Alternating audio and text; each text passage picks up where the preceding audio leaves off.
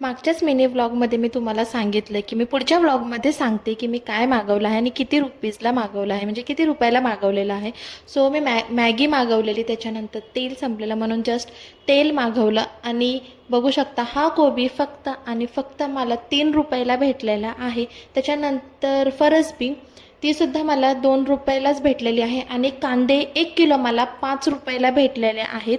आणि मी दूध मागवलेलं आहे ते तर हाय त्याच प्राईसमध्ये. आणि गाजर मागवलेलं ते सुद्धा मला 1 रुपयाला पडलेलं आहे. सो बघू शकता इथे मी आता मॅगी बनवलेली आहे. मला भूक लागलेली त्याच्यामुळे 4-5 वाजलेले हार्डली. सो बघू शकता मला एवढ्या कमी किमतीत 1 किलो कांदे 5 रुपयाला भेटलेले. आता आय थिंक किंमत 30 रुपये वगैरे चालू आहे बाहेर. सो मॅगी बनवली, मस्त खाऊन घेतली. त्याच्यानंतर कपडे वाळले का बघितले. आणि इथे माझं दूध खराब झालेलं, नवीन मी दूध मागवलेलं ते सुद्धा मी बॉईल करायला ठेवलं. आणि हे दूध वेस्ट नाही घालवलं, पनीर किंवा काहीतरी बनवू शकतो आपण.